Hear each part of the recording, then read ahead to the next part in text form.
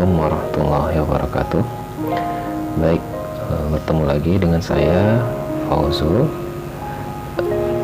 di channel English, di mana di channel ini kamu dapat belajar mengenai bahasa Inggris ya, dan segala macam hal-hal yang berkaitan dengan bahasa Inggris. Untuk topik di video kali ini, saya akan membahas tentang jenis dan kalimat dalam bahasa Inggris, yaitu bagaimana belajar mengenal bagian dari kalimat dalam bahasa Inggris. Kenapa kita perlu pelajari? Karena banyak sekali orang-orang yang belajar bahasa Inggris menemukan kesulitan bagaimana menggunakan kalimat dalam bahasa Inggris meskipun mereka sudah tahu banyak kosakata dalam bahasa Inggris. Jadi saya akan mulai pembahasan ini. Tapi sebelumnya jangan lupa di like, subscribe, dan share ya jika kamu anggap ini video yang bermanfaat untuk orang lain.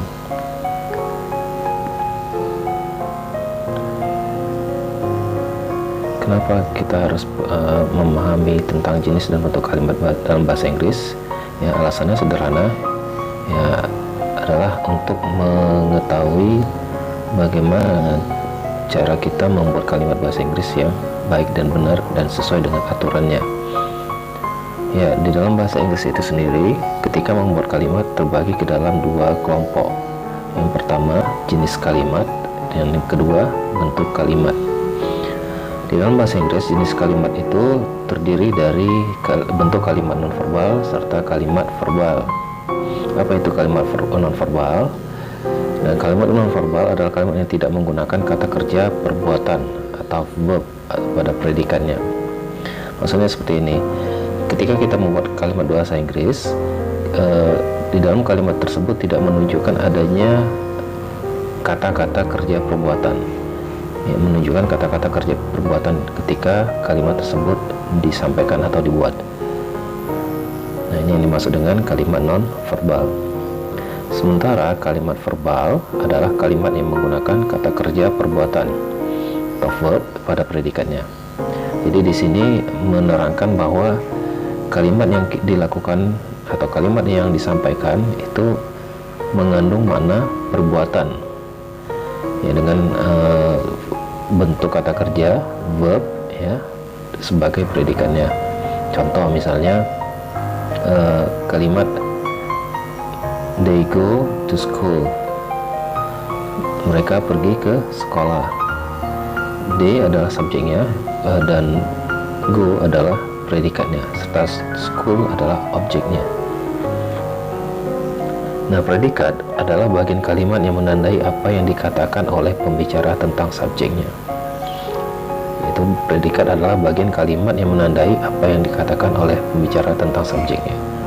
Maksudnya adalah ketika kita membuat sebuah kalimat, fungsi dari predikat ini menjelaskan tentang apa yang dilakukan oleh subjeknya. Nah, di dalam predikat di dalam kalimat bahasa Inggris maksud saya, predikat itu sering disimbolkan dengan istilah verb. Baik, mari kita perhatikan contoh ilustrasi di dalam sebuah kalimat.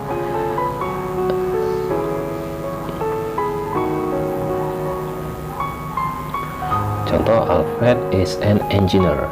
Nah, ini sebagai kalimat non-verbal sentence, di mana Alfred adalah sebagai subjek, kemudian is adalah sebagai predikatnya, dan an engineer adalah sebagai objeknya. Nah, di sini Anda bisa lihat dua jenis kalimat ya, non-verbal dan verbal sentence.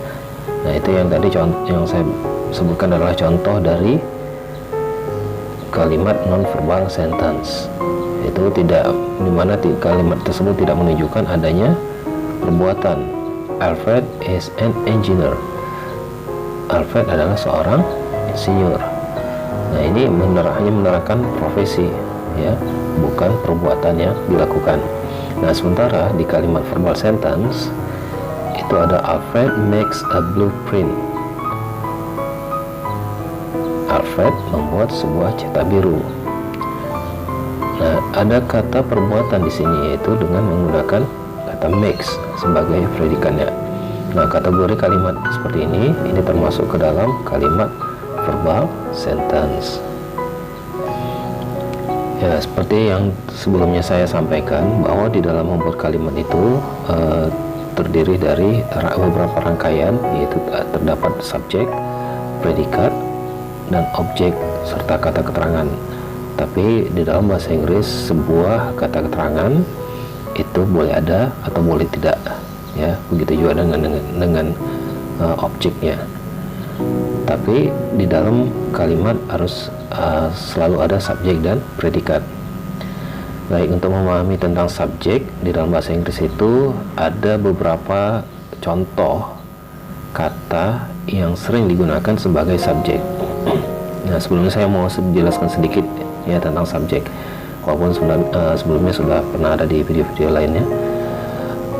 Subjek adalah apa yang dibicarakan, ya, baik itu orang ataupun benda, ya, atau sesuatu. Jadi subjek itu adalah apa yang dibicarakan atau siapa yang dibicarakan. Nah, itu yang dimaksud dengan subjek secara singkat. Di dalam bahasa Inggris ada beberapa kata.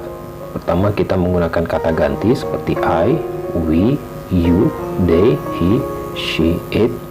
Nah, ini bisa dipakai sebagai subjek. Atau juga menggunakan subjek dengan nama. Contoh misalnya Alfred, Salsa, Samsung, Rino, and Rini, dan sebagainya. Nah, kemudian ada juga bentuk predikat yang sering disimpulkan dengan verbs, ya. Di dalam bahasa Inggris verbs ini dibagi kepada dua, main verbs, ya, itu kata kerja utama, dan auxiliary verbs. Nah, untuk kata kerja main verbs dan auxiliary verbs ini akan saya jelaskan pada video lainnya, ya, karena topik pembahasan di video kali ini saya hanya menjelaskan tentang jenis dan bentuk kalimat, ya. Nah, di dalam bahasa Inggris kita menggunakan dua jenis kata kerja atau verbs ini, ya, ini sebagai predikatnya. Nah, kemudian contoh misalnya kata kerja yang dipakai sebagai main verb itu seperti kata go pada bentuk present, ya, pada waktu sekarang, dan when pada waktu past, dan gone, ya, pada waktu bentuk kalimat yang menyatakan sudah tetapi terjadi di waktu yang terjadi sebelumnya atau sudah terjadi. Baik, kemudian ada rangkaian kalimat selanjutnya, yaitu objek, ya, di mana objek adalah nomina yang melengkapi verba transitif dalam klausa. Ya, objek adalah nomina yang melengkapi verba transitif dalam klausa. Maksudnya seperti ini,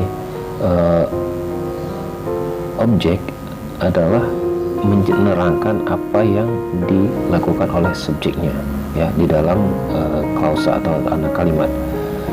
Ya, klausa adalah anak kalimat yang sudah memiliki subjek, predikat, dan objek, namun belum memiliki informasi kalimat yang lengkap, seperti kapan sesuatu itu dibicarakan, atau di mana saat dibicarakan, atau bagaimana sesuatu itu terjadi, dan sebagainya.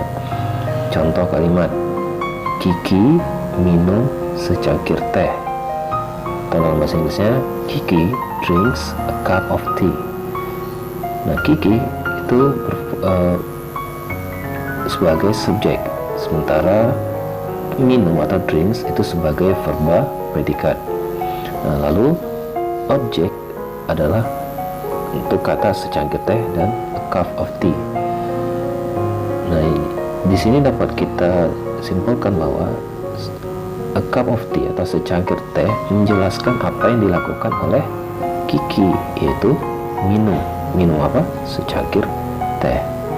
Nah, ini yang dimaksud dengan objek. Jadi secara singkat adalah apa yang dibicarakan oleh subjeknya.